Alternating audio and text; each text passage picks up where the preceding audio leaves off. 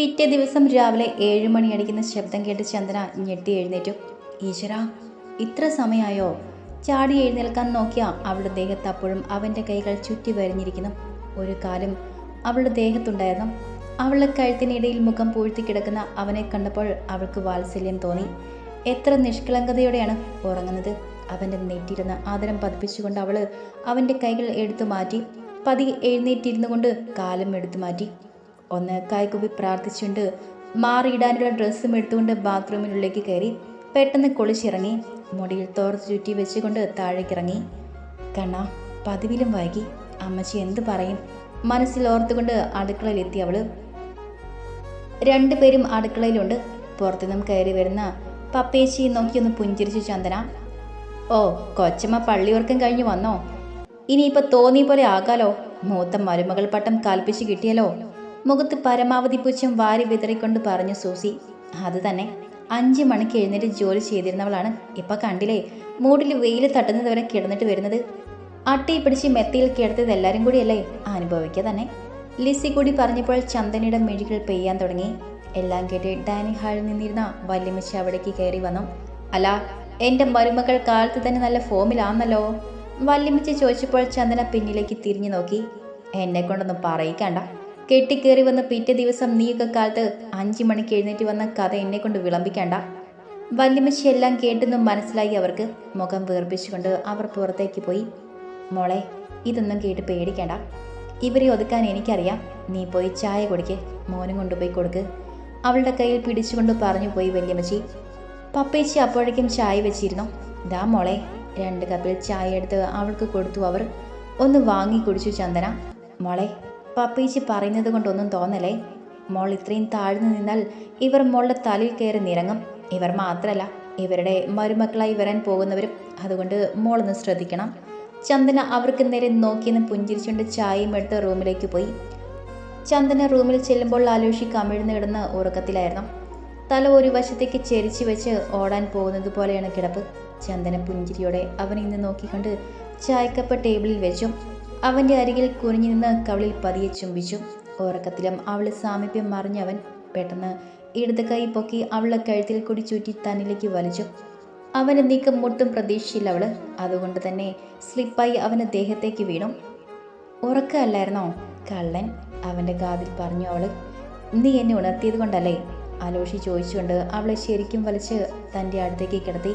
അവളെ കഴുത്തിൽ മുഖം ചേർത്ത് വെച്ച് ഇറക്കെ കെട്ടിപ്പിടിച്ചു. ദേയിച്ച മാർക്കേ, അവിടെ അമ്മച്ചി നല്ല കാലിപ്പിലാണ് ഇപ്പം തന്നെ. വല്യമ്മച്ചി ഇടപെട്ടാണ് ശരിയായത്. ചന്ദനൊന്ന് കുതിരി മാറാൻ ശ്രമിച്ചു. അവൻ്റെ കരം ഒന്നുകൂടി മുറുകിയെന്നതല്ലാതെ ഒട്ടും മയഞ്ഞില്ല. കഷ്ടമുണ്ട് കേട്ടോ ഇച്ചയ. എല്ലാം ഒപ്പിച്ചു വെച്ചിട്ട് പോയാൽ മതി. അവരുടെ മുഖം കാണേണ്ടത് ഞാനാ. ചന്ദന പറയുന്നത് മുഴുവനും അവളെ പേടിപ്പിച്ച് കിടത്തി കണ്ണുകൾ അടച്ചുകൊണ്ട് കേൾക്കുകയാണ് ആലോഷി. ദേ വിടിച്ച പ്ലീസ്. ചന്ദന കൊഞ്ചി. അതെ, ഞാൻ നിന്റെ ഭർത്താവാണ്. നീ ഇവിടെ എന്തൊക്കെ ചെയ്യണമെന്ന് തീരുമാനിക്കുന്നത് ഞാനാണ്. നിന്നെ ഒന്ന് കെട്ടിപ്പിടിച്ച് കിടക്കാൻ എനിക്ക് ആരുടെയും സമ്മതം ആവശ്യമില്ല, കേട്ടല്ലോ. കണ്ണു തുറന്ന് അവൾ തല ഉയർത്തി നോക്കിക്കൊണ്ട് പറഞ്ഞു അവൻ. അതൊക്കെ ശരിയാ, പക്ഷേ ഒരു പക്ഷേയുമില്ല. അടങ്ങിക്കിടന്നോ ഇവിടെ, പറഞ്ഞുകൊണ്ട് അവളുടെ മാറിൽ മുഖം പൂഴ്ത്തി അവൻ. എന്ത് പറഞ്ഞിട്ടും കാര്യമില്ലെന്ന് മനസ്സിലായി അവൾക്ക്. അവളുടെ കരങ്ങൾ അവനെ ചുറ്റിപ്പിടിച്ചു. അവളുടെ മാറിൽ ഈക്കിളി കൂട്ടി അവൻ്റെ താടി. ഫോൺ റിങ് ചെയ്തപ്പോൾ ആലോഷി പിറുപിറുത്തുകൊണ്ട് അവളിൽ നിന്ന് മടർന്നു മാറി. മുണ്ട് വാരി ചുറ്റി ഫോൺ എടുത്തു. ഈ സമയം കണ്ട് അവൾ ചാടി എഴുന്നേറ്റു.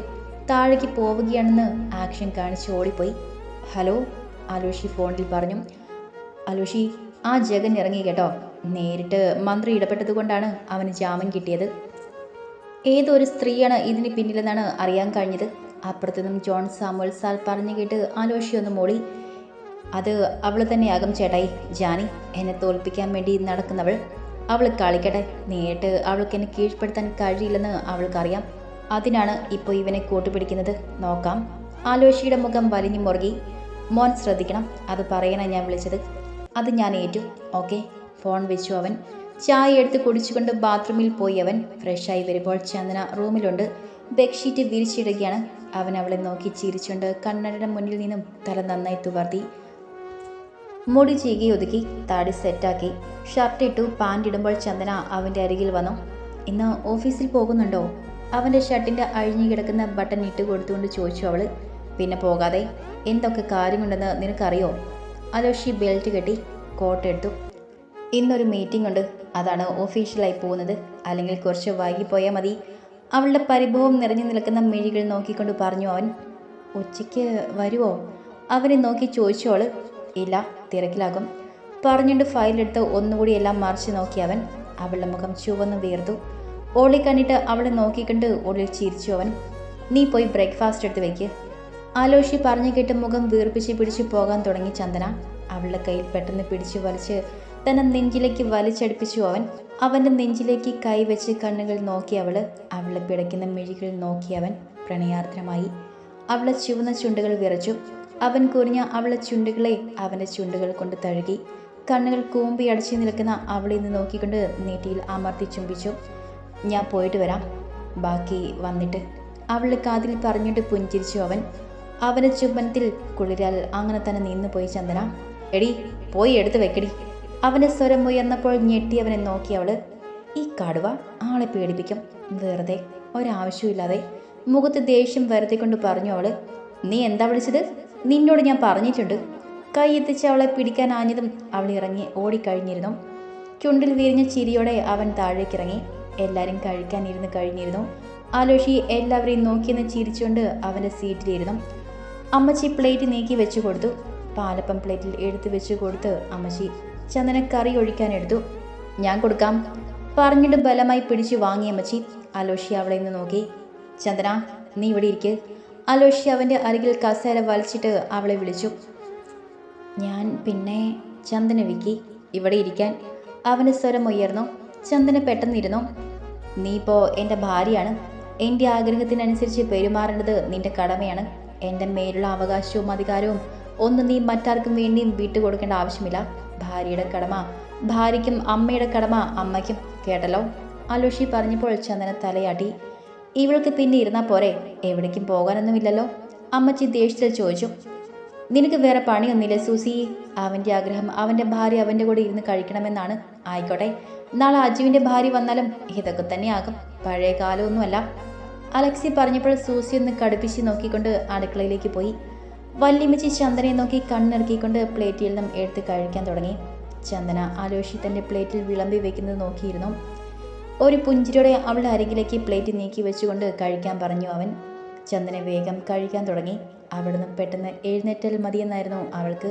അല്ല ചന്ദന, നീ എവിടെയെങ്കിലും പോകുന്നുണ്ടോ? ഇടയ്ക്ക് അവളെ നോക്കി ചോദിച്ചു അവൻ. ഇല്ല, ചന്ദന പെട്ടെന്ന് പറഞ്ഞു. അല്ല, നിന്റെ കഴിക്കുന്നതിന് സ്പീഡ് കണ്ടപ്പോൾ ഞാൻ കരുതി പുറത്ത് വണ്ടി നിൽക്കുന്നുണ്ട്, നിനക്ക് പോകാനെന്ന്.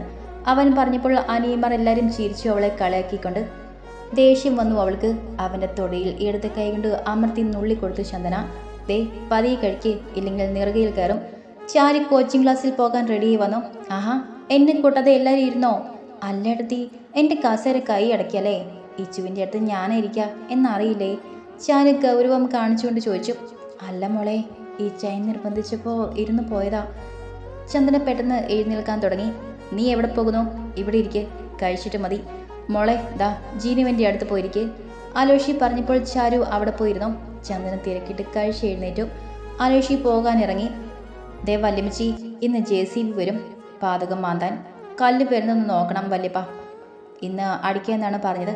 അടുത്ത ആഴ്ച തറ കെട്ടാൻ വരും. പിള്ളേരെ, പ്ലാനിൽ മാറ്റമൊന്നുമില്ലല്ലോ? ഞാനും നോക്കിയിട്ടില്ല കേട്ടോ. നിങ്ങൾ പറഞ്ഞതുപോലെയാണ് അവർ ചെയ്തിരിക്കുന്നത്. ആലോഷി ചോദിച്ചു. ഇല്ലിച്ചയ്യ, ശോഭി പറഞ്ഞതുപോലെ തന്നെയാണ് പ്ലാൻ ചെയ്തത്. അതനുസരിച്ച് തറ കെട്ടിയാൽ മതി, അജി പറഞ്ഞു. അതെ, ശോഭി പക്കയാണ്. പെട്ടെന്നാണ് വളർച്ച. ഷൈൻ ബിൽഡേഴ്സിൻ്റെ എല്ലാ കാര്യങ്ങളും അവർ ചെയ്യും. നമ്മൾ മോഡൽ പറഞ്ഞു കൊടുത്താൽ മാത്രം മതി. അജി ശരിവെച്ചു. അജു, ഞാനൊരു മീറ്റിംഗ് കഴിഞ്ഞ് ഓഫീസിലേക്ക് വരാം. Hotel താജിലാണ് meeting. ആലോഷി പറഞ്ഞുകൊണ്ട് കാറിൻ്റെ കീ എടുത്തു. ശരി, ഞാൻ ഓഫീസിലേക്ക് പോവുകയാണ്. അജു ഇറങ്ങി. പിന്നലെ ചാരു ജിനുവിൻ്റെ കൂടെ പോകാൻ റെഡിയായി വന്നു. ഏട്ടത്തി, പോയിട്ട് വരാട്ടോ, ചാരു ചന്ദനയെ നോക്കി പറഞ്ഞു. ശരി മോളെ. ആലോഷി കാറിൽ കയറി ചന്ദനയൊന്ന് നോക്കി ചിരിച്ചുകൊണ്ട് ഓടിച്ചു പോയി. എല്ലാവരും പോയപ്പോൾ വീടൊഴിഞ്ഞു. ചന്ദന കഴുകുള്ള ഡ്രസ്സ് എടുക്കാൻ റൂമിലേക്ക് പോയി. മീറ്റിംഗ് കഴിഞ്ഞ് ആലോഷി ഓഫീസിലേക്ക് തിരിച്ചു.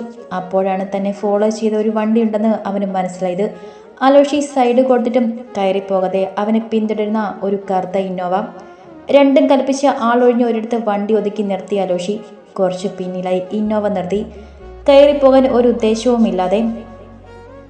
ആലോഷി പതിയെ കോട്ടൂരി സീറ്റിൽ വെച്ചിറങ്ങി. നേരെ വണ്ടിയുടെ പിന്നിൽ പോയി ഡിക്കിയിൽ കയറി ഇരുന്നുകൊണ്ട് ഒരു സിഗരറ്റ് കൊളുത്തി. ഇന്നോവയുടെ ഫ്രണ്ട് ഡോർ തുറന്നുകൊണ്ട് ജഗൻ ഇറങ്ങി.